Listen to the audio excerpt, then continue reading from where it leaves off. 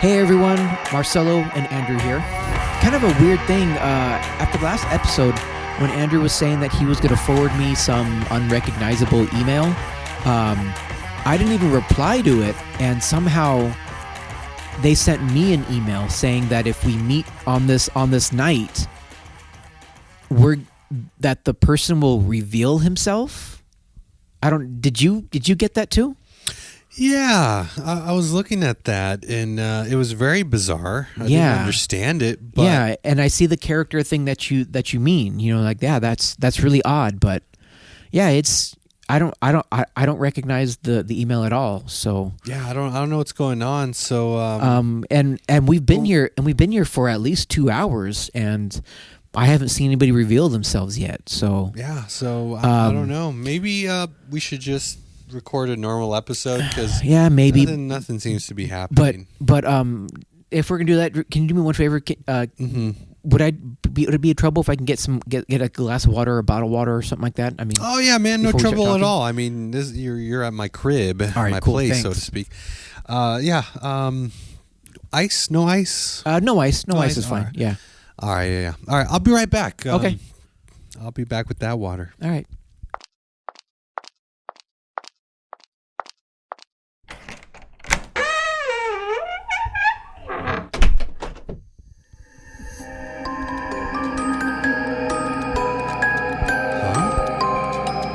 Wait, I recognize this place.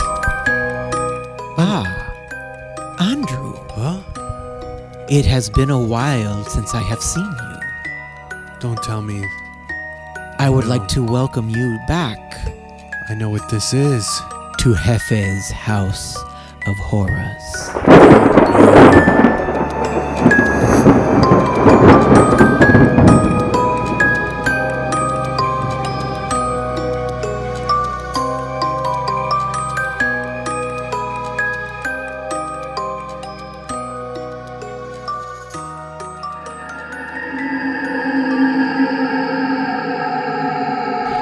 Andrew, I am glad to see you here. You must have been getting my emails. You were the one sending those emails? Oh, I'm so glad they reached. Sometimes the Wi-Fi here in this house just isn't what it used to be. Oh, man. Well, I was hoping to see you because I have a podcast that maybe you could add to your BeachGlass Studios, I've heard. Oh, you heard about my new studio? I hear all. I am everywhere. Oh, whoa. Wow. Anyways, would you please have a seat and enjoy a new podcast I have for you and your listeners at BeachGlass Studios called AFIR in Review.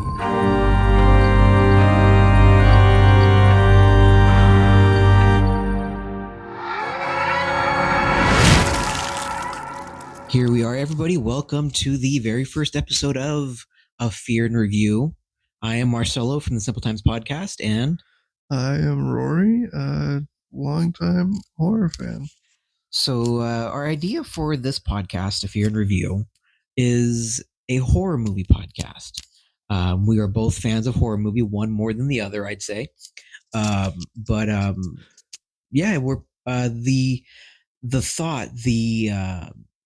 the upcoming episodes are probably going to be more focused on one movie, I think is what we agreed on. Yeah, I kind of like that idea. Where hopefully we could, if we haven't seen it before, maybe we find a way to see it through streaming, Redbox, however way we can get our hands on it. And then either doing like a review type episode about it, and maybe kind of give our thoughts, give our opinions, and just kind of just see what branches out after that for about an hour or so. Yeah. So, but on this one, we are going to give you a background on us. It's kind of like, I guess you can say be more of like an interview kind of episode on this one. So I'll be interviewing Rory. Rory will be interviewing me, just trying to give you guys an idea of what horror is to us, our beginnings in horror, our thoughts on horror, and just kind of what keeps it what keeps it very big and very thriving for us. So, Rory, if you wouldn't mind going first, No, not at all. what got you into horror? When do you think? How old do you think you were when horror became, or when you became a horror fan? Probably about 8. Okay. I'd say right around there. And what was a movie, show, whatever that made you really kind of go, oh damn, horror's my thing? I know we kind of talked about like those early beginnings in the past. I know I mentioned The Nightmare Before Christmas, but before I even saw that, and realized that it was a Tim Burton movie, a friend showed me his like stolen Blockbuster copy of Sleepy Hollow. Oh yeah, with Johnny Depp and Christina Ricci. Yeah. Yes. Well, a bunch of other people. Honestly, Michael Gambon and everybody else. Yeah. I think like almost there was like a bunch of Harry Potter and Batman people. Yeah. Because there was Alfred the Butler and the Joe Schumacher ones. That's right. He was in there too. Yeah. Yeah, and Jeffrey Jones, a fucking pedophile. Which one was he? Oh yes. Wasn't he also in Who is Harry Crumb? Yeah. Yeah. Okay. Yeah. And Beetlejuice as well. He played. He played one of the guys that wanted to buy the house. Yeah. Yeah. One of the artist guys. Ferris Bueller, of course. I never saw Ferris Bueller. Oh my god. I haven't. Yeah, I know. You're gonna find out that even though I love horror, there's a lot of movies that I haven't seen. So that's cool. Honestly, there are definitely a bunch of classics that are on my list. Oh yeah. Oh, that you haven't seen? Because I have a. Actually, I shouldn't say I have. I should say it's my sister's that I'm borrowing, but she has yet to ask for it back. It's a box set of all of the 4 main Universal monsters. Oh, so Dracula, Frankenstein, Mummy, and Werewolf or Wolfman. And then they also do Creature from the Black Lagoon on it. And then at the very end, it doesn't really go. Actually, take that back. It does go in order. It's all of the Universal horror monster movies from even before Dracula. There was a movie before Dracula that I'm trying to remember. Phantom was 25. They didn't include that because I don't think that was Universal. I thought so. I think it might be at Columbia or something. Oh, maybe you're right. But because it's not within that pack. If it is, I didn't see it. Maybe I haven't gotten enough down further enough down on it. But there was actually a werewolf movie that came out like a year or two before Dracula, because Dracula was supposed to be like the starting point for a lot of them, and there was one, I think it was like a werewolf, the Werewolf of London or something like that, I think is what it was. But yeah, I've never seen that. But yeah, I mean, if you're into classics, we could definitely bring that over and just start from movie 1, go all the way down. They even throw in the Abbott and Costellos. Have you seen those? That's great. Abbott and Costello meet Frankenstein. Abbott and Costello meet the Mummy, and then Abbott and Costello meet Invisible Man. Oh my god! So and I think they even did the Dr. Jekyll and Mr. Hyde one too that they did too. So. But yeah, it's a pretty big box set. So didn't mean to interrupt, but no, you're fine. Of those, I've only seen a handful. I rented Frankenstein from the I want to say it was Redondo or Torrance Library with my grandma in 2008. Wow. Okay. And yeah, we watched that. It's such a great movie. Yeah. And Dracula around the time that I was reading it for the first time. Was also just such an incredible performance from Bela Lugosi, who then went on to be and just like, I mean, I completely forgot that he was in Wolfman, in the Lon Chaney Wolfman. That's right, yeah, the fez cap, yeah. Was it a fez cap? I thought he was like a mummy. Yeah, that was the Mummy. It was Boris Karloff. Yeah, no, he was in Werewolf. He played like an old man. It was, I think he was so long. Yeah, and I want to say I saw it not that long ago, because there was an old lady that helps Lon Chaney realize who he is and what he is, and then I think there's an old man along with that I think dies or something. But either way, I think they said that the 3 of them have somewhat been involved. Lon Chaney, Boris Karloff, and Bela Lugosi involved in like the major. Right. Well, it was Chaney Jr. and Wolfman. Right. Yeah. And so this is, what, 20 plus years after Dracula. It wasn't actually that long. No, it was it was like the early to mid 50s. Was it? I could have sworn maybe it was like maybe in the 40s. I know that he did he took on the name Lon Chaney. Right. And didn't go by Junior, I think, until later. And then went back to Lon Chaney towards the end of his career. But maybe maybe I'll have to check on that, but I can't remember. I can't remember how I could have sworn that they were all within like maybe 10, 15 years of each other. Well, I mean, even Creature came out, I want to say it was 50. Yeah, Creature. I remember Creature being like pretty late on. That's towards the end of the box set, because I know that was like one of the last monster films. Yeah, you're right. I'm completely wrong. Wolfman was 1941. Okay, yeah, because I'm thinking of like the style of which like they shot it, and I'm like, right. it does look like it blends together with all. It was not quite as old as like the Dracula, where they'd use a lot of like that, the shrinking of like the screen, like with, closing up the lens.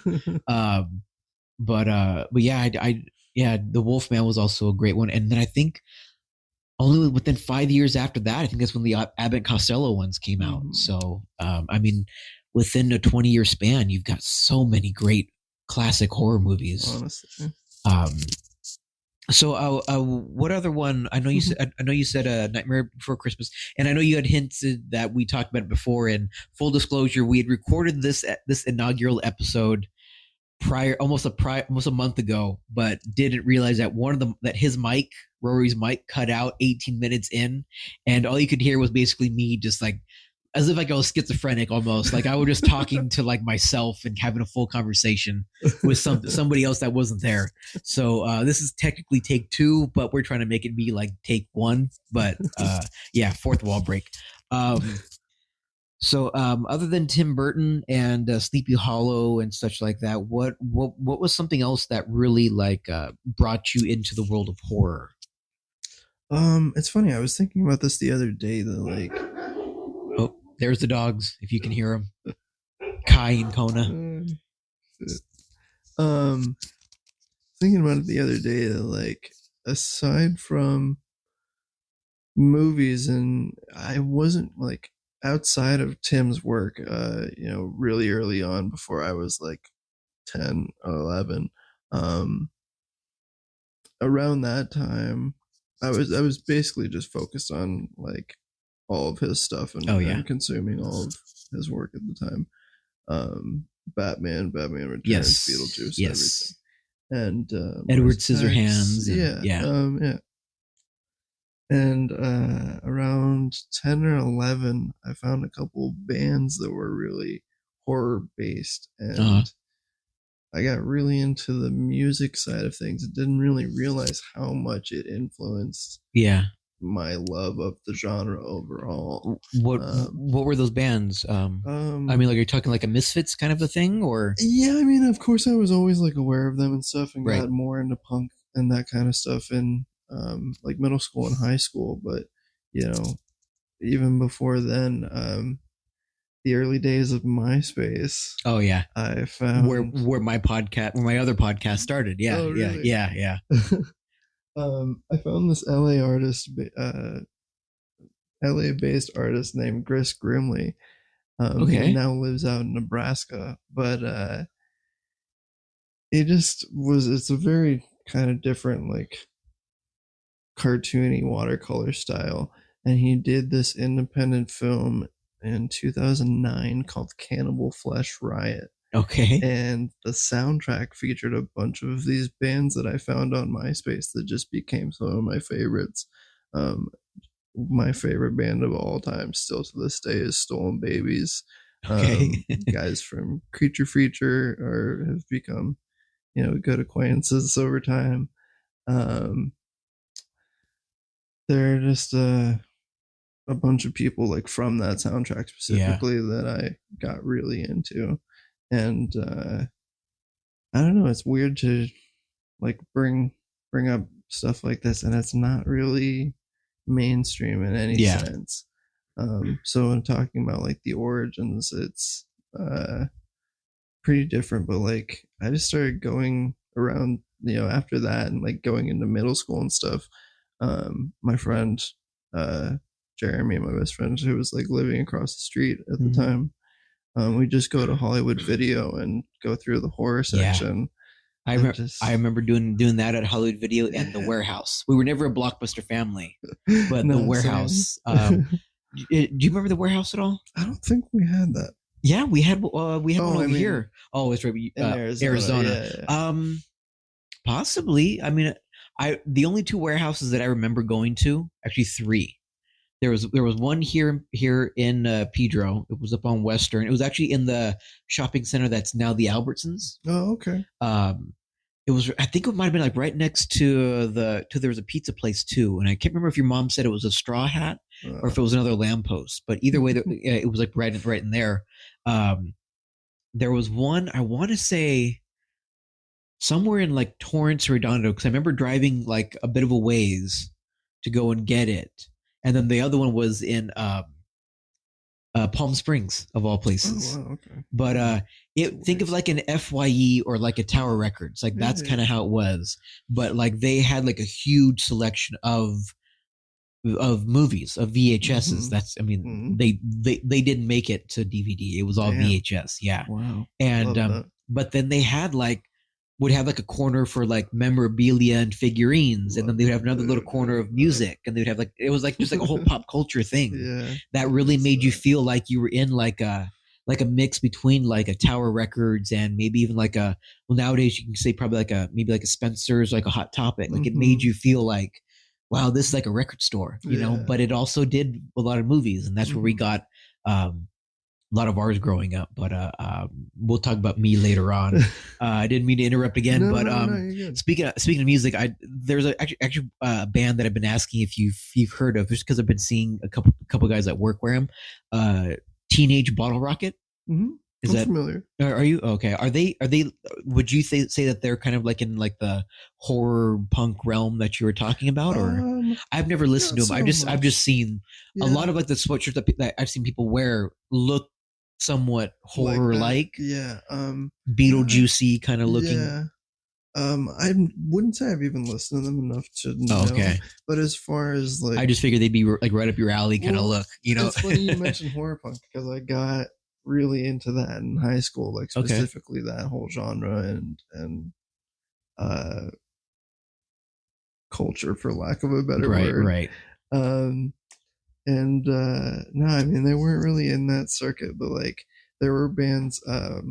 Calabrese is one of my favorites. They're from Phoenix, actually. Okay. So like they're pretty close to you then. Yeah. And I painted a jacket with like one of their logos, and so anytime they see me out here to show, they know who you are. Yeah, exactly. It's always fun.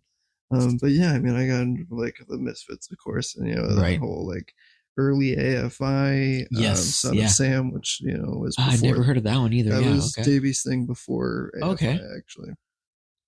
And then this Japanese band called Balzac, which was really great.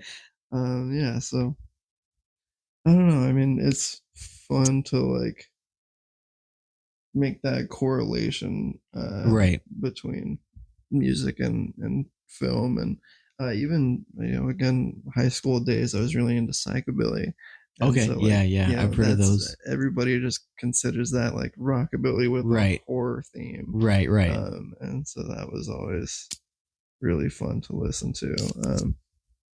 But yeah, as far as like movies and stuff go, we were just going whenever we could. Northern Arizona, there wasn't a whole lot to do besides the movie theater. It was like the place to hang out for everybody on Friday night. Now, were you guys able to go to like drive-ins too, or no? There wasn't really anything like that. It was just like the one theater, honestly. Yeah. That's where like there was always shenanigans and shit, but there was always a new horror movie. Oh yeah. How many theaters do you remember? Like, well, I mean, like how like within the theater, how many like screens? I'd say no more than 20. Oh, okay. So it was a pretty good, decent one. Yeah. Okay. I was thinking like maybe like you were one of those places where it's like you only had like 3, kind of a thing. There was one. Oh, like was there? that Okay. In the next town over. Oh, okay. Honestly, yeah. Yeah, because my dad grew up in southern Arizona. Like Tucson? Below that, Douglas. Oh wow. And which is a smaller border town. Yeah. And I want to say he remembers like there's a theater down there that only had like 2 screens. But I mean he left there, when he was a kid. He went back and forth a lot.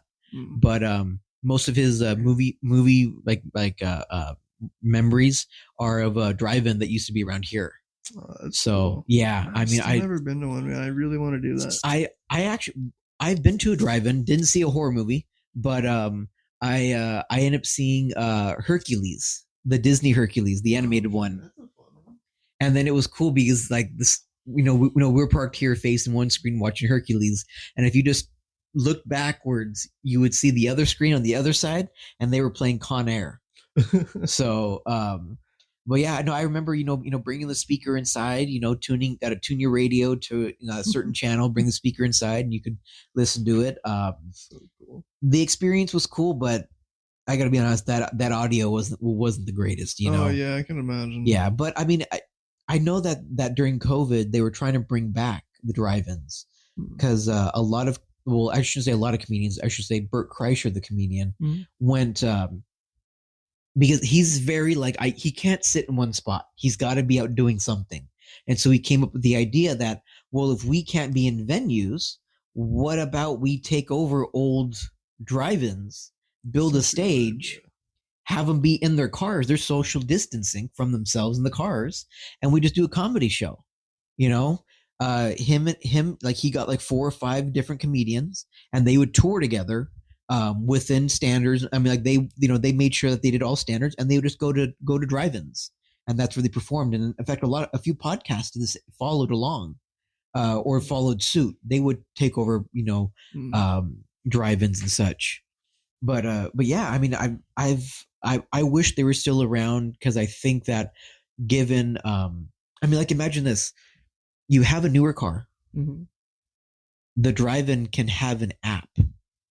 Yeah. And then you could just stream what you're watching through the app, through the car speakers, especially now with the car speakers being like, I mean, it seems like most of the standard ones are like Bose audio. So you have good sounding stuff.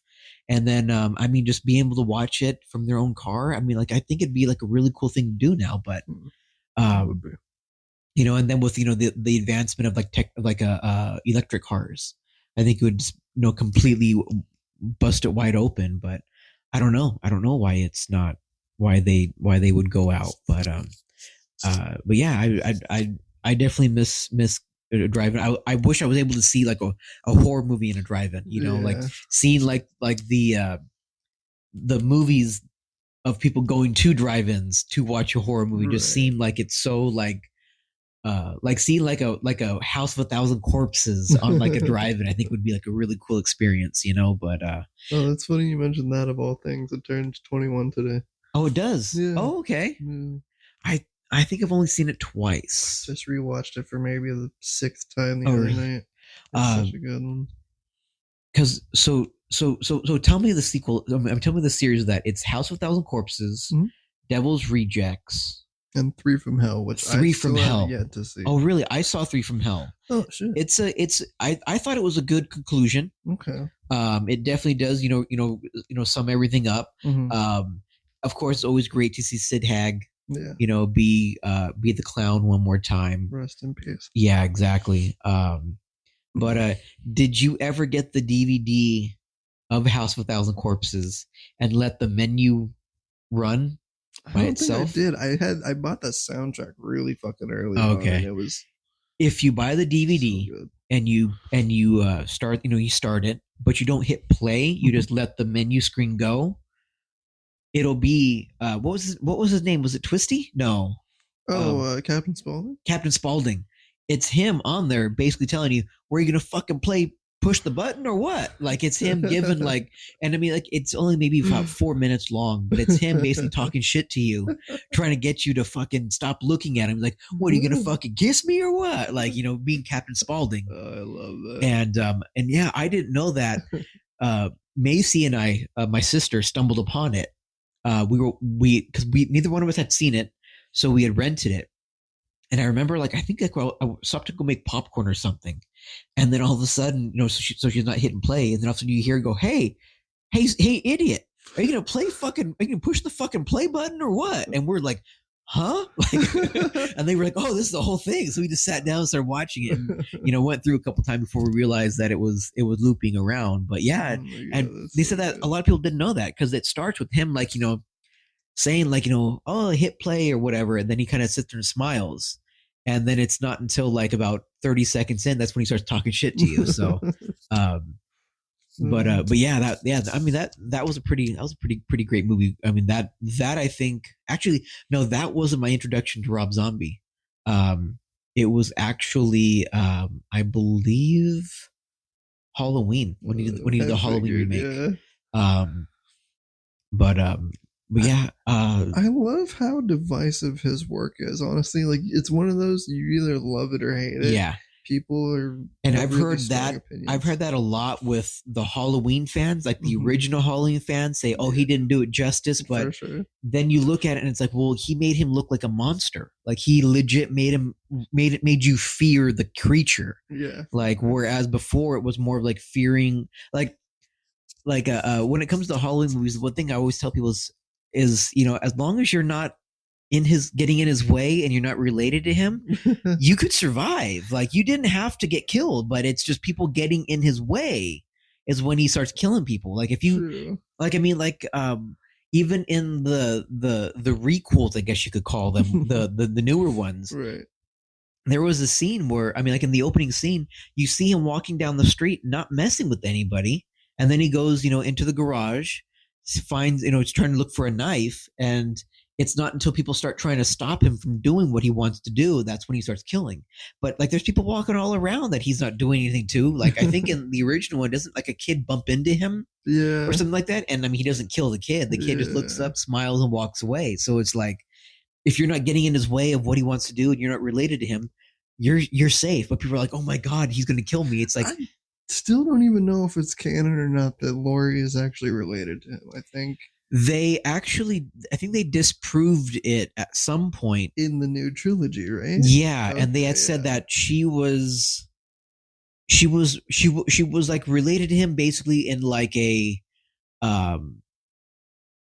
more of like a baby, like just someone that babysat them a lot. Oh, okay. Not really someone that was like actually blood related, right? But yeah, I mean, either way, it was. You don't watch those for like who's related to who. You watch those to see who can kill. Yeah. Like who gets killed what way. Like, yeah, it's and in fact I watched Halloween the other day on the what is it Joe Bob's Drive-In Last Drive-In. I saw that on Shudder, and yeah, I just to me it doesn't hold up. I was never a big Halloween fan. Like the original, like after being introduced to Rob Zombies, I'm like, that's a scarier Michael Myers than the original, in my opinion. Yeah, admittedly, I mean, you watch that one first, and it makes Carpenter's look pretty slow. Yeah, and I mean, I get the difference. Like they said that Rob Zombie made his Michael Myers look more supernatural. And like, being able to have like the super strength, like, I mean, he picks guys up and crushes their heads with his hands, whereas the original Mike Myers didn't really do that until the later reincarnation, like the later sequels, it made him seem more like paranormal. Right. And I still say that Halloween 3 Season of the Witch is one of the better sequels of the trilogy of the whole series. Yeah, even though Mike Myers wasn't in it, I still think that was a good movie. It's a good standalone for sure. But even though they say that there was a theory that the reason why that tied in or that they made that was to basically hint at it's the mask that's giving him these powers, and that he may have gotten a mask from that company, and that's why he's got that, and that's why there's like that big following, and why like Paul Rudd later on in the series has like that little cult is because he's part of like the season of the witch kind of a thing. So which was actually his first major breakthrough role. He's so a fucking baby in that movie. Yeah, but it's funny. It's like even now, he only looks like he's like 10 years older. Yeah, he's not honestly, like he's not aging like you would think a 30-year-old movie would be. but yeah, it wasn't really, but so wow, how do we get all the way over here? Trying to go back and think. Rob Zombie. I know we're talking about The Warehouse, talking about Hollywood Video. Okay, so yeah, so going back to because I think that's when we started veering off from the main objective. So you guys said that you would go to Hollywood Video, go to see the theaters. Yeah. I mean, we would go to Hollywood Video and base things on covers, of course. Oh, of course, yeah. Some of the covers were really, really good back then. Oh, for sure. And it's probably where I got Thousand Corpses for the first time. If not that, it was on IFC midnight. Right. Really late at night when they and that cover is pretty iconic. That it used to frighten me. Honestly, as a little kid, I was like, that is a lot. Yeah, it is. Yeah, a bloody face that's almost looks like it's been skinned. Yeah. That deathly stare with those tiny pupils. It's exactly. Great. Yeah, it's so good. Okay, well, what else was I going to add? I'm trying to think of what we discussed on the first take that would be great for the second take to carry over. I remember on the first take I asked you if you could name at least top 10, but I know neither one of us could really give a straight answer because we love so many different movies based off of just so many different things that it's just hard to list them in one order. So in your opinion, how about this one?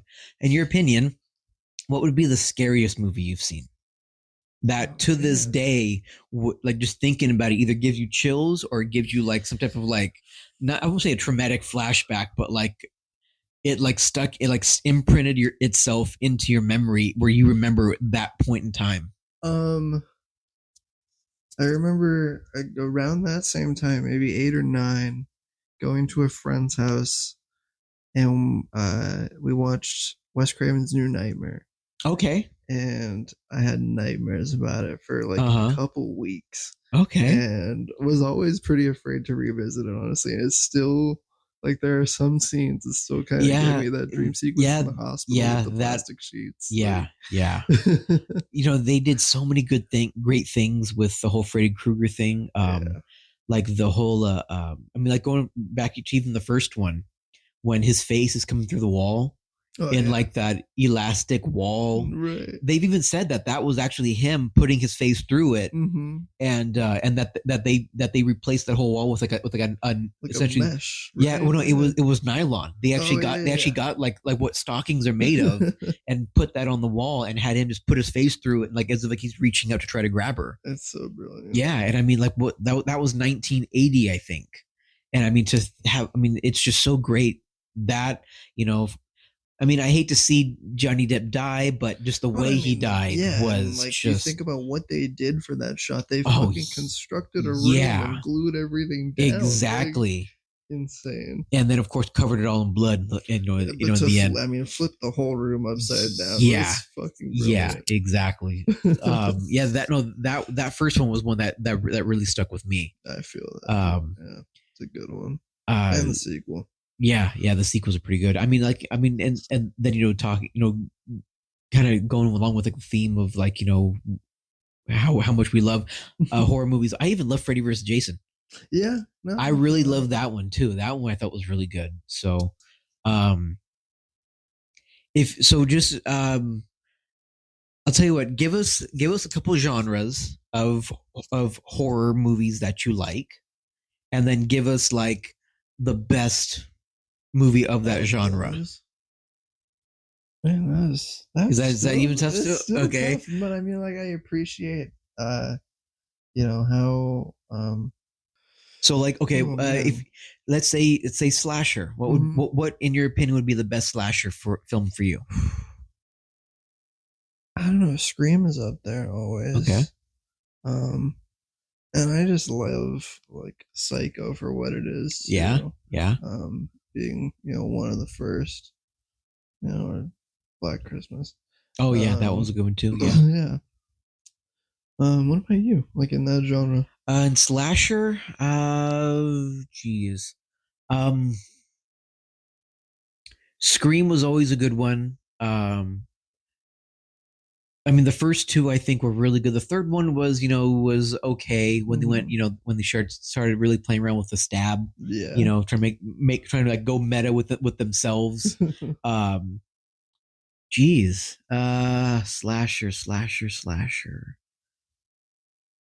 I mean, what one that I think is really I say underrated just because of how horrible it is, but yet it's just so good.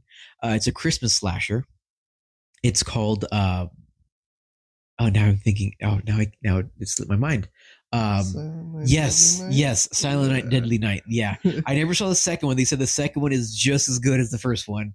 But yeah, I mean, just having a murderous Santa go around. That was a good one. That was a good one. Oh man, one of my favorite deaths probably ever is from that fucking movie. When he hangs that girl on the antlers. Yes, yes, God. On the mounted on the mounted deer head or whatever. Yeah. There was a company a few years back. I was for like a Blu-ray edition like box set, came with a fucking Christmas ornament of her on it was so good. And then the one that I think a lot of people really didn't like was My Bloody Valentine. Oh, the remake. The remake one. I'm partially a fan of it because I love Jensen Ackles, who played the killer. Spoilers, right. Was the killer. Totally forgot about. Yeah, it was a split personality thing. He was dealing with inner demons from his upbringing, and that was like a split personality. He would black out, become the miner, go kill, and then when in the morning would come, he'd snap back to being the person that he is. So, yeah, slashers. It's like now that I think about it, I'm like, I don't think I've really seen many slasher films. Yeah, we gotta sit down. I know. I mean, of course, Friday the 13th, which I'll be honest, I wasn't too sold on. I mean, a lot of those earlier like movies where like everybody's like, oh my God, this is like the best. If you need to see a horror movie, you got to see this when I'm watching. I'm like, it's very dated.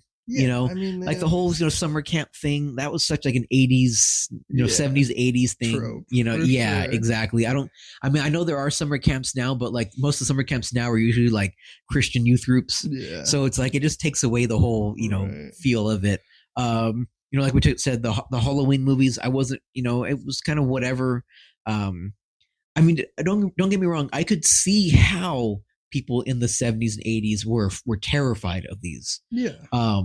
They were also like relevant subjects, Right. My mom was 19 when that movie came out. And was probably doing similar shit. And I mean, the thought of like a babysitter back then being in a home all alone, you never thought of how isolating that is. But it's like, if you're a babysitter, it's because you're being isolated. Like it's you and the kids. Like that's all it is.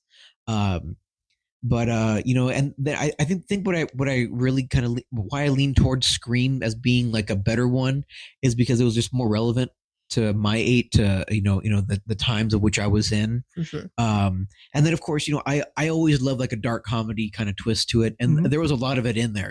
They did a lot of humor in it, especially with Jamie Kennedy being like the master of all horror movies, and being the one that lays out the plan and tells them who the final girl is and stuff like that. So, what about this is a big genre. What about like a zombie? What kind of zombie movie comes to mind? I mean, of course, classics. Like one of my favorite times watching Night of the Living Dead was over in Sunnyside Cemetery in Long Beach. Oh, okay. They brought out the big blow up screen. Oh yeah. But as far as like early, ones that I grew up watching, the Snyder remake of Dawn of the Dead in 2004. Okay. Yeah. First time I saw that was just, it's so good. That was with Ving Rhames. Wasn't that when they were in the mall? Yes. Okay. Yeah.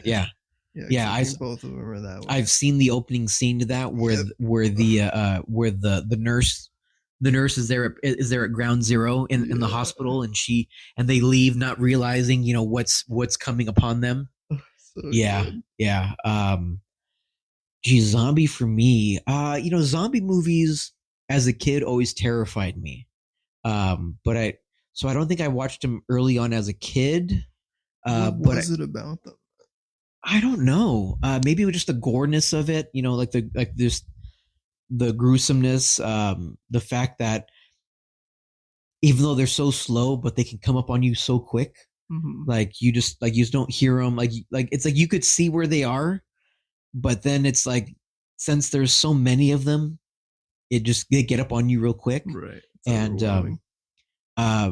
so actually like my very first like zombie like introduction was actually Shaun of the Dead. Oh, I mean, yeah, also up there on the list. Right. Sure. Yeah. And which one thing that the listeners, hopefully we get listeners, but I'm pretty sure we will get listeners, will start noticing, is that a lot of my introduction into horror usually stems from like a dark comedy or like a horror comedy. That to me, it'll spark my interest, and then I'll start deeping into like, okay, especially like, well, I also grew up in the time of spoofs. Mm-hmm. So like the scary movies, like seeing that and going, oh, okay. And then noticing all of like the different horror movies that they would reference, going, oh, let me go back and check that out. See that, see why they made that reference, how that reference relevates, is relevant to it. So, I don't know if you saw that news today too. No, what? They announced today that, I want to say it's Paramount, announced that they are bringing back a reboot of the Scary Movie franchise. So it's going to be a whole different series. But now, if the Wayans brothers aren't attached to it, you can't really do it. I mean, you can, but it's going to be very tame. The Wayans brothers were the ones that really made it, I think. Mm-hmm. I mean, when they did the fifth one, I think is what it was. Yeah, when they did the fifth one, it was kind of whatever, I mean, they had some funny moments in it, but started to fall off. Yeah, because I think the Wayans brothers weren't even attached to it at that point. They did the first four, and then they left, and then the fifth one came out, and it just fell flat. That was when they got more like influencers, like they had like the Kardashians and stuff like that in it, and it just fell apart. It was more of trying just showing the pop culture people, whereas the original Scary Movies, you had legit comedians, or you had like people that you saw in TV, like that were actors. So, Shaun of the Dead. And then, after that, I started going back. I tried watching, the original George A. Romero, Night of the Living Dead, and it was boring to me. I'll be honest. It was boring. I mean, but it's funny because I'd always heard the sound clip of "They're coming to get you, Barbara," and I never knew that was from Night of the Living Dead. So I was like, "Oh, that's pretty cool," But seeing that, and then seeing Return of the Living Dead. Oh God, so or good. No, Return of the Dead, because and I found this out later on. So you have Night of the Living Dead, that was by George A. Romero. Mm-hmm. And then there was Return of the Dead. So here's the thing. People think that it is a direct sequel, but it is not. There was like an AP or an AD in Night of the Living Dead that wanted to create his own zombie movie and his own thoughts of it. And George A. Romero coined Living Dead. So they couldn't use Living Dead, but he could use The Dead. So he came up with Return of the Dead. Because in that story, the dead returns. They're not living, they just return, Because I remember, in fact, I think it's on, last I checked, it was on Prime Video. And it was just some workers in like a props factory. They went downstairs to find some kind of prop, and they saw that there were two big containers somewhere stored in the back that they had never seen before. And on the side of it, it said something like, if broken, call this number. And it ends up being like an Army Corps of Engineer number. And they're like, oh, what is this? And then they look inside and they see that there are two bodies perfectly preserved in there. And they're like, oh my God, we got to get these people out. They thought that there was somebody trapped. And then when they opened up the case, this like gas started coming out. Sounds very Night of the Living Dead or Return of the Living Dead. Right. And I'm pretty sure it was Return, but yeah, and then they started inhaling it, and they're like, "Oh my god, it's a gas!" But then they looked inside. When they released that gas, the bodies turned from youthful to like mulch, to like liquefied. Then the guys that inhaled it started becoming, slowly started becoming zombies, but they didn't know that at the time. Mm-hmm. But I mean, that was such a comedic movie to me, in the way one of the big scenes was when they found the bodies, they were like, okay, how do we destroy them? Well, they had a friend that owned a crematorium at the graveyard. This is Return of the Living Is it Living Dead? Okay, so then Dead.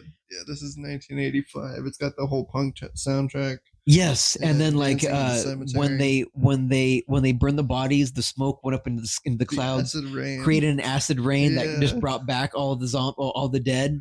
And then when I think they called the cops, and the cops came. No, it wasn't the cops yet. It was ambulance. Mm-hmm. And ambulance came, like, where's all the dead bodies? And then they all jump them. They all start tearing them apart. Send more paramedics. Yeah. And they're like, send more paramedics. And then they send more paramedics. And then again, they're like, what's these guys doing here? Then they get jumped as well. And then I think that's when they call the cops. Like the cops is like, they swarm the area. And then they end up getting overpowered anyways. Yeah.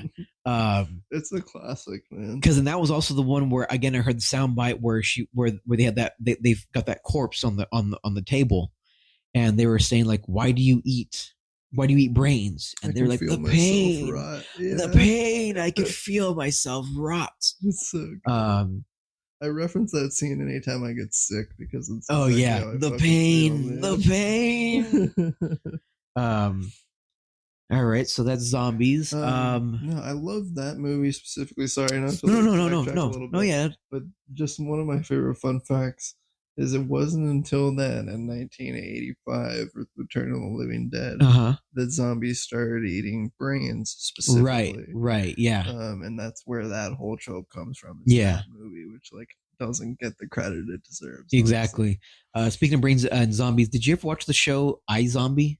I never did, but I want to start it because it's got that guy from all the Flanagan stuff too. Oh, which guy? Cooley. The probably butchering his name. The Indian guy. Yeah. He's actually really funny in it. Did you ever? You know the premise of it? I know. I'm not familiar. Macy was a big fan of it, and I watched along. And it's actually a really cool concept. I think it was based off a graphic novel. Oh, okay. That makes sense with the art style. Yeah, and there was a yacht party where somebody had drank. Well, they find out later on, not spoilers, that it branched from an energy drink. An energy drink, some had some kind of chemical in it that made zombies. A real can of Monster. Yeah, right. Yeah, basically. And this girl was invited to. No, what was it? Yeah, I think she was invited to it, or maybe, yeah, because she was a medical examiner, and she was invited to this party, and she gets bit. She's the only one that gets bit. And she starts turning into a zombie. But according to the story, like, as long as you fed, you were fine. You were a human. You didn't go like rotted corpse. Mm-hmm. And she thought that was very fascinating. But then she's trying to come back because she was dead and all that stuff, and she's trying to come back, but she's got like the pale face, the bleach blonde platinum hair, like she looks dead, but she has no like rotting features or anything like that. She's like she sleeps, like she actually has like human tendencies. Okay. And it's all because as long as she eats, she's fine. And so then she decides to use her powers, because she realizes if she eats the brains of someone, she gains their memories. So she takes that and goes back to being a medical examiner with the Indian guy, and realizes that if a murder victim comes in, she takes a piece of their brain, eats it, and then she could retrace their steps leading up to the murder, and find out and piece together and find out who committed the murder. Okay. But what I thought was really creative is she doesn't just like grab a piece of brain, pop it in her mouth. because she's like, she prepares it. She makes like one of the ones that sticks out is she makes sushi. Oh my god! She actually makes like her own sushi rolls. She'll make like a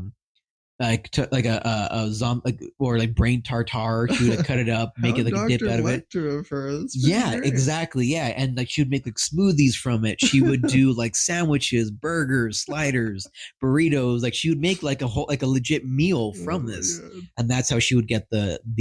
But she wouldn't just get the memories; she would also get the person's tendencies. So, like one of the ones that stands out a lot because it was the two that stand out a lot because it was hilarious. Was she ate one from like an 80-year-old lady? And she ends up becoming like an 80-year-old lady. So she's like walking around like a shawl. She can't see right anymore. With like she starts like leaning toward like walkers and stuff like that. And like she can't stay up past 4 or 5. With early bird specials are at like 3. Like it's all that kind of stuff. And then there's another one where she eats the brain of a stripper, and she like unintentionally starts becoming a stripper. Because she starts like she'll see a police officer that she thinks is hot. She's like, "Hey guy, you want a lap dance, or something like that." And then when they end up going to the strip club to find out, because like that was like where the memories ended. They go to the strip club and she starts trying to go around trying to give lap dances, but she ends up getting paid from guys, like because she's there and like she's a really pretty girl. And at one point, I think she even goes up on stage, tries to do like a whole pole dance routine. Oh my god. But it's all because it all comes from her eating the brain of that stripper. But yeah, no, that was a great one. It started falling off later on in the story when they started realizing that there were like zombie colonies all around, and it started spreading more. But yeah, it started really falling apart towards the end. But like the early, like maybe like the first 2-3 seasons, I think were really, really, really, really good. Where they really showed, a lot of the humor behind it. Really made it kind of like a murder of the week kind of a show. That's fun. Yeah. Think of like a CSI but darker, Okay, that's definitely an original concept. Yeah, it was. Yeah. And then it was cool when it came out because it was almost like a opposite of like Walking Dead, because it was like when Walking Dead was in their prime, right? And then you had iZombie, which was more taking like a comedic, more I say more like a logical kind of stance, like a different stance, to zombies. Yeah, there was that kind of trend of that happening for a while. Warm Bodies. Yes, Warm Bodies was the same way. Scouts, the Scouts Guide to the Zombie Apocalypse. Did you ever see that one? Oh no, but I did hear about it. That was hilarious. Okay, because it's a bunch of like Boy Scouts that are trying to survive a zombie apocalypse, and they just get into. I mean, like a lot of the kills were like very like things that you'd get in the Scouts. That's funny.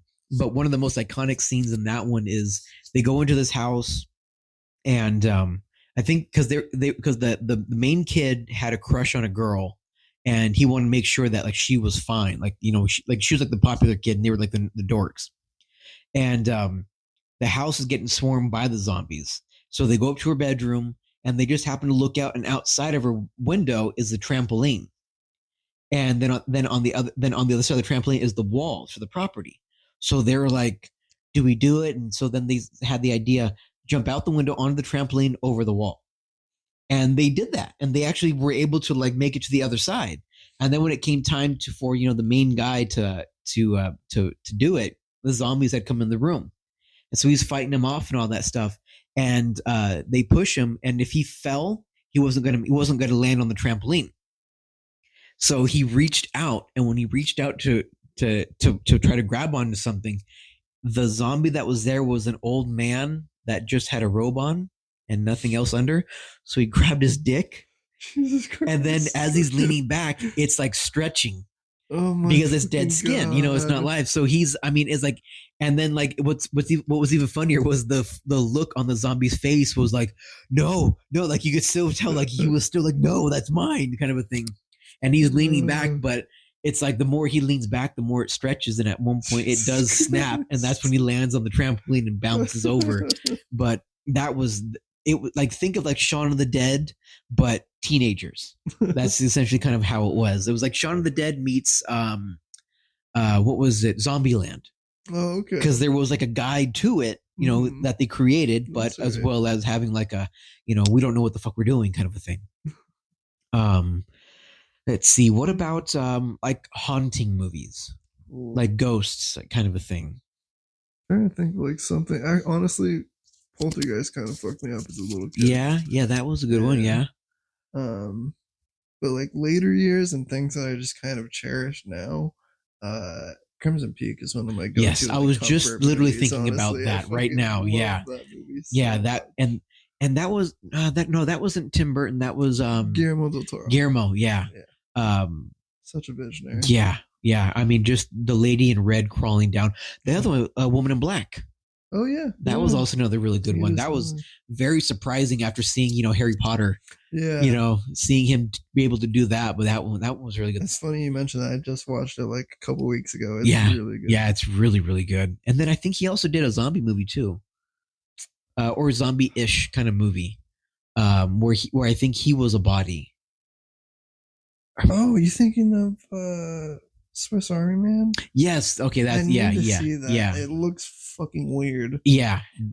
I've heard of that. And then there's also where he's got like hands for guns. Guns Akimbo. Yeah. Yeah. Is also a fucking trip. Yeah. I'm trying to think of like other haunting ghost ones. I mean, The Haunting. Both versions of those are really good. Haunting in Hill House, the original with Vincent Price. I mean, also classic.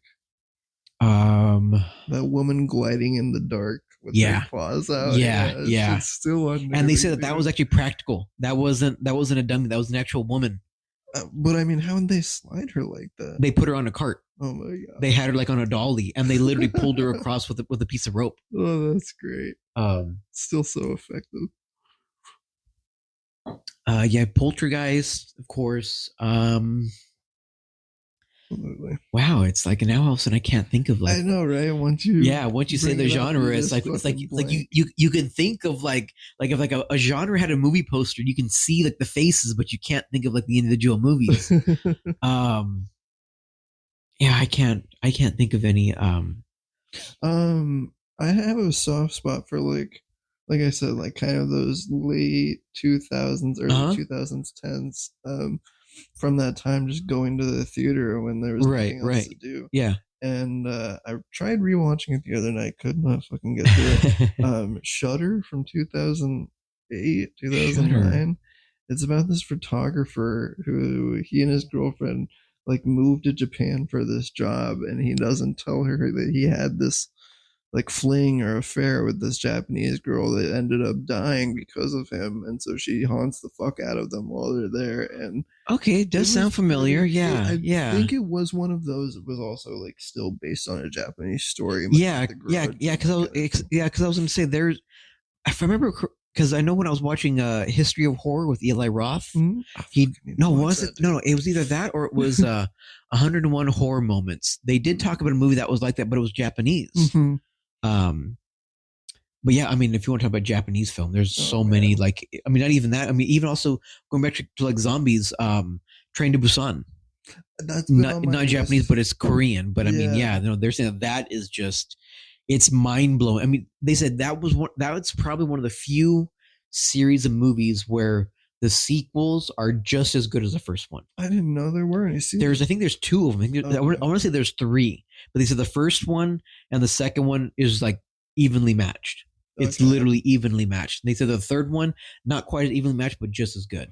I'm doing that tonight because it's been, like on the list forever.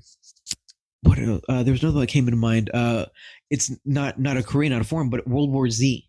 Oh yeah, that redefined, I think, the idea of zombies. Damn, I mean, just going from because they took and then also another one 28 Days Later. I've caught shit from friends for still not seeing. Oh, that. Really? You have? Oh my god! 28 Days Later. I mean, even 28 Weeks Later was actually it. Like 28 Days Later introduced everything, and 28 Weeks Later really showed like the destruction that they could cause. Allegedly, they are making, or they are in the process of making a third movie because there's been talk. It's gonna be years, right? Yeah. With a Killian Gillian, or I think it's Cillian Gillian. I don't know how Killian. Because in the next 5 years, it's going to be 28 years since the original. So wild. So they're going to do like a 28 years later and show the idea. They actually said that the idea was to do 28 days, 28 weeks, and 28 months. I remember hearing about that. And then, but they said for whatever, I think because the 28 weeks didn't do as well in the box office as the original did, but it created a huge cult following. But by the time the cult following came around, they had moved on from the whole zombie thing. But using those kind of zombies, that inspired Max Brooks, Mel Brooks' son, to write the book World War Z. Oh, wow. And then shortly after the book it was like wildfire. It just took off. That's when they brought the movie in. And the movie alone is just, that one, talk about a tense movie. That was very tense, especially on did you ever see World War Z? I haven't. I'm looking to see where it's streaming right now. I want to say it's on Max. Okay. But their zombies are attracted by sound. They can't see very well, but the sound is what attracts them. So there's a scene where, so the whole thing is zombie apocalypse breaks out, right? You follow Brad Pitt. Brad Pitt was a former like special forces operative for NATO and for the UN. Okay. He was the guy that they called if biological warfare were to go out, he would go in and find and eliminate the bioterrorist. So he's like a specialized guy, right? He's since retired, and he's just out and about with his family, and they're in, I think it wasn't New York, it might have been like Philadelphia or somewhere like, it wasn't another big city, but not quite like a New York kind of thing. And watching it unfold, like trash trucks are flying through, and there's just hordes of zombies. And because of his training, he takes that training. So like he sees someone get bit, and then he watches them and he counts, and it's I think they said it was like 9 seconds between bit and turn. So he's got 9 seconds to get away. But they develop this ability of running where they are just super fast. So then he finds out that their city wasn't the first one. It was breaking out in other cities, so there was already contingencies being put, and he's being called by his friends in the UN and in NATO, saying, "Hey, we need you to come back. We need you to. We have a mission that we need you to do." And the agreement is, if he does this mission, his family can come on the ship because they're on the aircraft carrier. They can't. They can go into water, but they can't swim. So they're on this aircraft carrier, just going through the oceans. And they said, as long as you're helping us, as long as you stay alive, your family will be safe, and I'll make sure that I have a safe place for them. So his deal is he's got to go out and find out how this started. So he goes, he backtracks it. They've got intel of where they think it starts, and so they find a place in Germany. And the eeriness of it is it's raining. They can't use cars to get from point A to point. They've got to get to the other side of the city. But they landed quietly as they could into an airport. Soon as it dropped, soon as the plane door dropped, you could see like seas of them, but they're all wandering aimlessly. But they're all with their ear up to the sky, listening for a sound where they could all congregate. And they were like, okay, well, how do we get to the from point A to the point B? Bicycles. So they're all on bicycles that they were able to scrounge up within the city, and they just started trying to ride through. And at one point, somebody I think crashes and creates a ruckus. So then the hordes come out, but then they find patient zero, and then they were like, well, okay, so they're like, okay, so we found patient zero and we can't do anything about it. He's dead. What do we do now? They're like, well, let's see how they contained it or something like that. And they find out that Israel. So there is a theory. It's called the 10th. Always Israel, man. It's called the 10th man theory. Essentially, is you bring up an idea in a panel of 10 men, of 10 people, not just men, 10 people. So, like, for example, we'll use for the zombie thing. They come up with a zombie apocalypse. 9 of them get to say zombie apocalypse will never happen, but that last person has to say it can happen. And then they do their research to see if a zombie apocalypse happens, what do we do? So that's what Israel did. They took a zombie apocalypse. So that's why they built the wall around Jerusalem, was to keep out the zombies, because that was part of their plan. And they built up walls, and the way that they built everything up was they couldn't climb. And the way that they amplified the walls is to contain the noise, so it wouldn't amplify out. But what they failed on in the movie is they start throwing celebrations, and because they were like, we're safe, we've got 100%, all that stuff, and the zombies started congregating onto one area and creating a pile, which then eventually reached the top of the wall, and they start pouring over, infecting all of Israel and Jerusalem. So he's going from city to city, country to country, trying to find out this place, and then he ends up landing in the World Health Organization main grounds in Sweden, or wherever it is that they're located. Which, oddly enough, I don't know if you're a Doctor Who fan. I'm not. I mean, I have friends who are. I'm really familiar with. So Peter Capaldi was in World War Z as one of as a doctor for Who, before he became Doctor Who and the 12th Doctor. So they're saying that was really funny, but he ends up Brad Pitt's character finds out that there could be a cure, or it could be some type of vaccine there. So that's no to the back. He crashes. He's in a plane. He's got to set off a grenade. A whole heroic thing.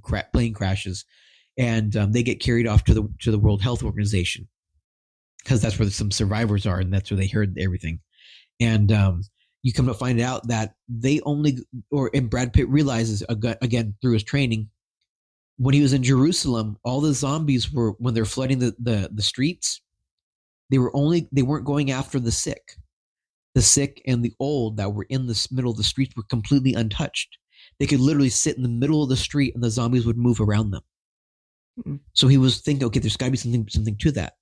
So when he gets trapped in this contamination area, he's in a room with like AIDS, with SARS, with leprosy, with all these major diseases, and monkeypox and stuff. And so he creates his own cocktail. I can't remember which one. I can't remember which disease he grabs, but he injects himself with it, because he's like, there. It's a room, one of those rooms where it's like one way in, one way out, and there's like 3 zombies right there up at the door. So he's like, if I'm going to make it out of here, I've got to do something. So he injects himself with it. He passes out, and when he comes to, like 20 minutes later, he opens up the door, and the zombies walk right past him. So he's like, okay, we've got to find a way to give people dead strains of these diseases. So, I mean, we can do that. Should be one of the movies that we talk about is World War Z, because there was just, if you want to talk about like good kills, there are some pretty good kills in there. There are some, I mean, the families he meets, just the desperation of some people in that, the zombies themselves, just the transformations. I mean, it's such a good movie. It's really such a good movie. Okay. So that's up there on the list for sure too. Just a real quick thought. Don't think too much into it. Just answer the question, whatever comes to mind first. I'll do my best. Best standing out horror movie you've ever seen. I don't want to say like your favorite, because I know that can be hard, but a movie that just stands out whenever someone says the best.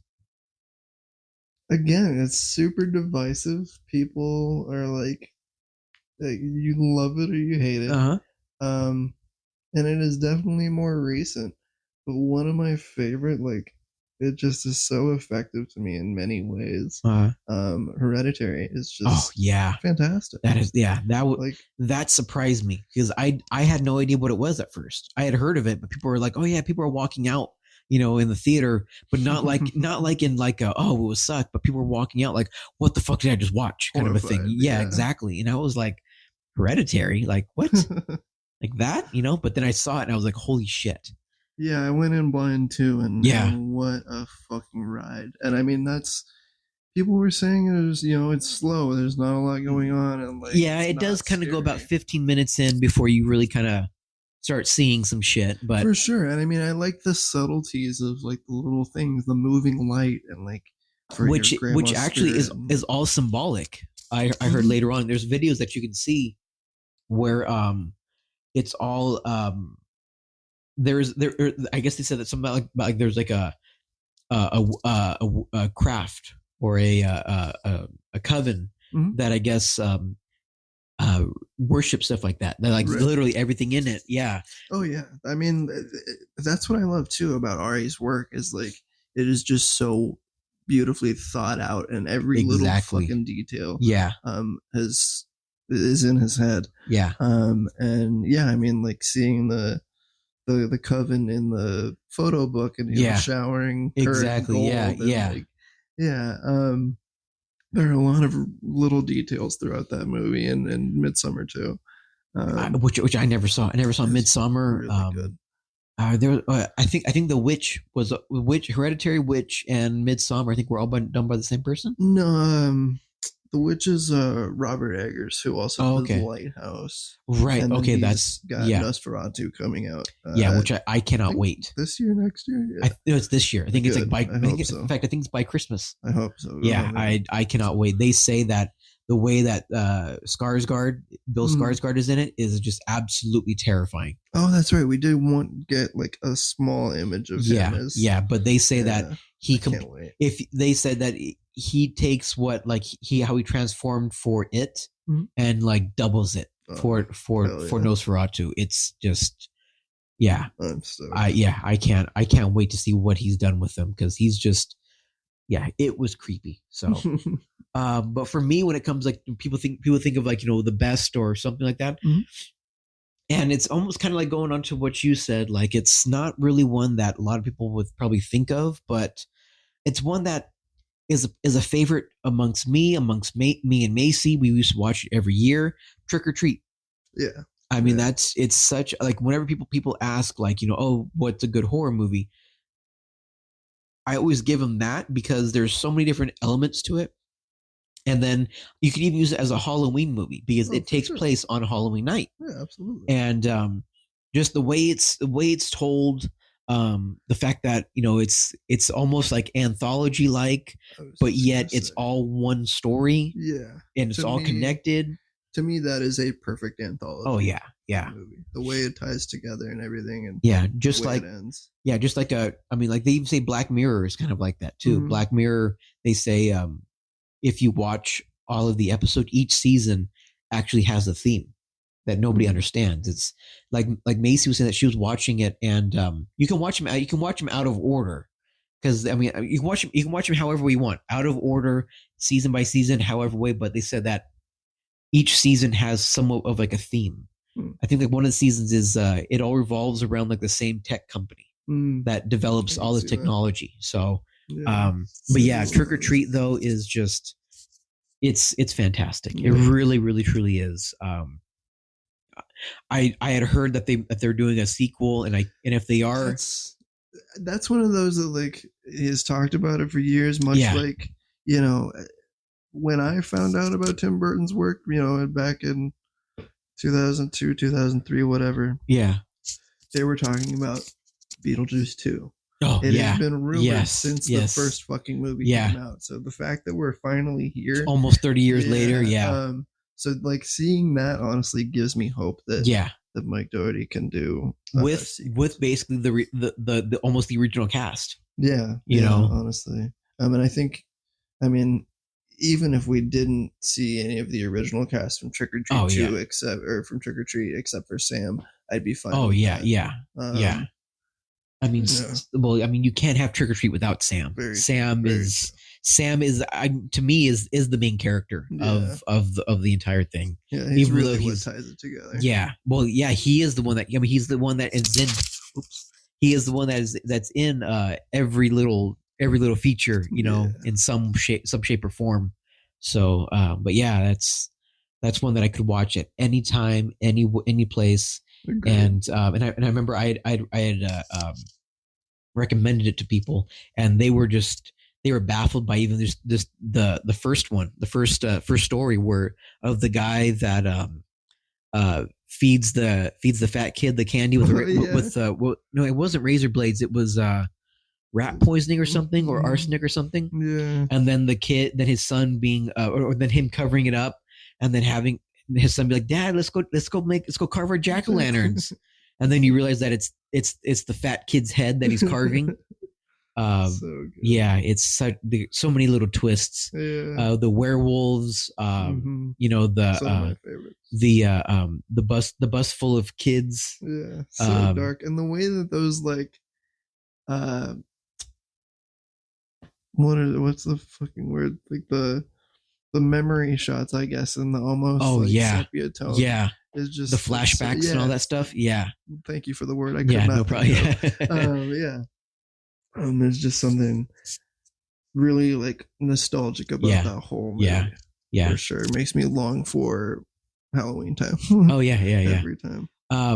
Before we wrap it up here, sure. This is something that even though we're going to be focusing on movies, I'll ask you this. What would be some of your go-to horror shows?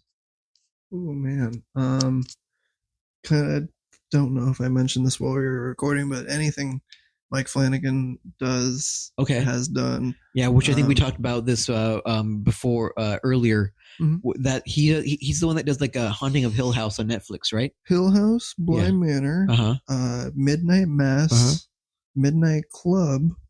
And then he just did Fall in the House of Usher, which will be his last Netflix series. Yes. Okay. He just signed a contract with Amazon last year. So shit. Okay. I have Amazon Prime, so I'll be seeing him over there too.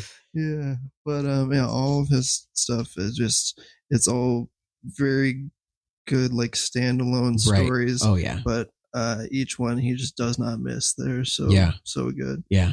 Were you ever a Twilight Zone fan? Oh yeah, absolutely. Oh, yeah? Okay. I mean, not so much the remakes. I haven't seen. Yeah, I haven't seen any of the remakes. The second time they've done a remake of it. Yeah. Yeah, I haven't seen any of Jordan Peele's or the 1990s. Yeah, it was the 90s, and the host of that was Forrest Whitaker. Oh really? Wow. Yeah. I do remember that. I do remember that. And each one always started with him walking through this old attic, kind of like they're old wood furniture all around him, and he's kind of just creeping along, and that kind of sounds like Night Gallery almost. Which is, well, yeah, that was a spinoff that Rod Serling did of Twilight Zone when Twilight Zone was canceled. Yeah. And that's also a really great one. Yeah, honestly, it's cool to see him in color. Yeah, one of my friends says that the opening from Night Gallery, that theme song, is just hearing that. Just he actually, as I guess you'd say, well, yeah, as a grown man of him, I mean, he's in his 50s.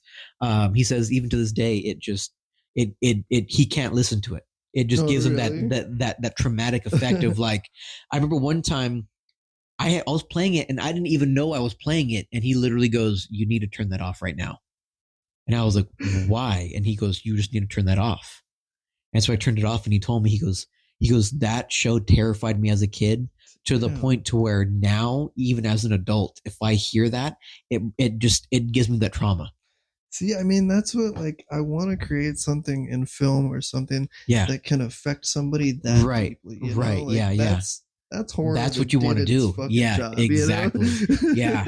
But I was a huge Twilight Zone fan.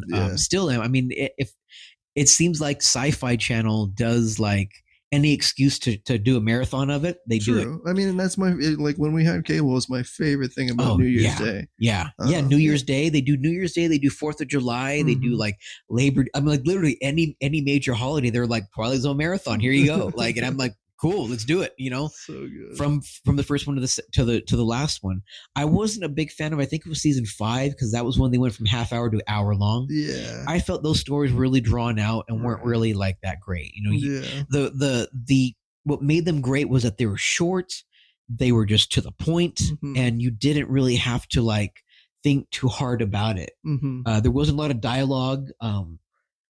I mean, it was, I mean, there's so many memorable ones that I could just say off the top of my head. I love that so much. But it's a fucking fantastic series for sure. So of all time for me, when it comes to horror shows, it probably has to be Twilight Zone. But recently, and you're gonna laugh at it, because we've talked about it before, Supernatural. Yeah. I mean, that one is just, it's so good. It's so right up my alley. It's so what I look for in a horror movie. You've got the strong leads, strong heroes that always in the end will always, take the monster away, whatever. But you have that silly, stupid comedic shit behind it. This is why I think you'd like Buffy, dude. I didn't. Oh yeah, no, I am not against Buffy. It's just, I saw the movie. Oh yeah, the original movie. Very different vibe. Right. Yeah. And it's funny. A lot of the people that worked on Supernatural started in Buffy. Oh, really? And a lot of the actors that came on to guest star in Supernatural came from Buffy. Yeah, not the same characters, but and then I think even Jensen Ackles was on Buffy for a little bit. I think you're right. I do have a memory of him being on there. No, it was either that or it was Angel, because I know Angel was a spinoff of Buffy. It was one of those two, but I could have sworn. I mean, you're gonna see that because a lot of the Supernatural people, because I know that you're starting to watch the show. Are all within the CW family. So you're going to see them in other CW stuff. Yeah. Like, Jensen Ackles came from, also did Smallville. Oh, that's right.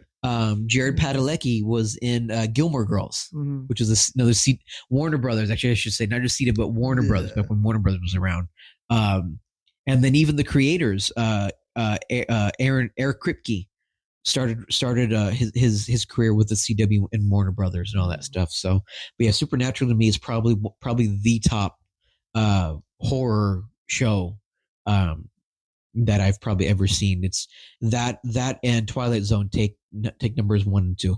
So I don't think there's anything that can top that. I have seen Black Mirror and stuff like that, but which are great. Don't get me wrong, but they're just something that Supernatural and Twilight Zone did to me that just really kind of shaped the way I look at horror. Yeah. So, those are all great. And then anytime we went to a hotel that had HBO, I was always looking out for Tales from the Crypt. That was one that I never saw. I never saw Tales from the Crypt. It's a lot of fun. Okay. Yeah. It's kind of like a Elvira. It was all like the same kind of thing. They weren't like they were movies, right? That they would show. No, they're short. Oh, were they? Okay. They're episodes, and I think it's just 1, maybe 2 stories per episode. Okay. But just the writing of the Crypt Keeper and Tom Cassier's iconic voice and everything. I think you would like the comedic aspect. In those segments, and then also from was it the Creep or the Crypt Keeper or whatever. I heard that he's funny. Yeah, for sure. Didn't they bring that back, or am I thinking of Creep Show? Yes, Creep Show is a series on AMC now. Yes, that's okay. Then that's what it is. Also really good. Yeah, honestly, that is headed by Greg Nicotero, who did all the Walking Dead stuff. Oh yeah. He's and the things he could do.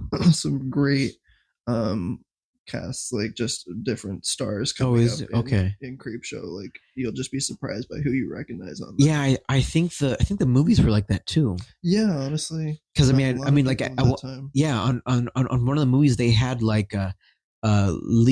Leslie Nielsen and Ted Danson. That's right. That played opposite of each other in roles that they would never do. I totally forgot about Leslie Nielsen being the comedic guy known for the Naked Gun series and Police Squad, now all of a sudden is the bad guy, and is the creepy guy, and Ted Danson being known as the guy from Cheers, right. and 2 men and was it 2 men? No, 3 Men and a Baby.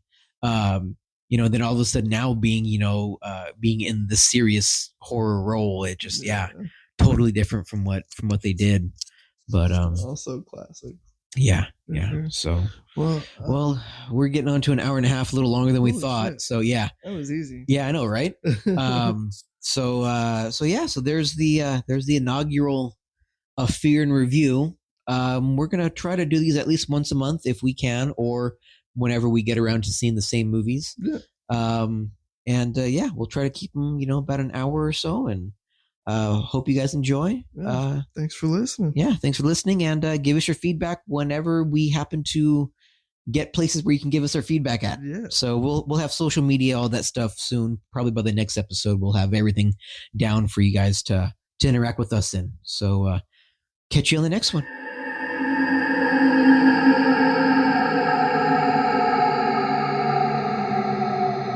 So, Andrew. Yes? What did you think of AFIR in review? Do you think it will fit perfectly amongst BeachGlass Studios?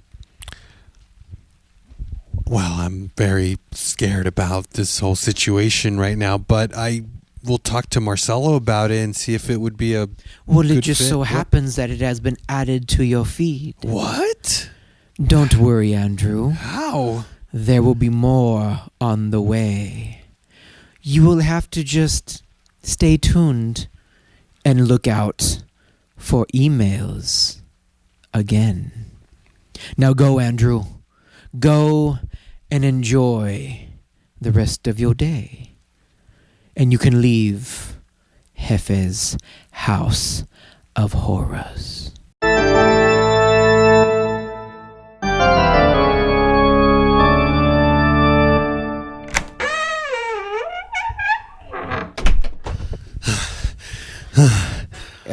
Marcelo, you're here. You forgot the water. The water? Yeah. I know. What did you lock yourself out or something like that? No. What's going on? I walked out You're always there. out of breath. What's? I know. I'm freaked out. I walked out there, and I was in Hefe's House of Horrors. Huh.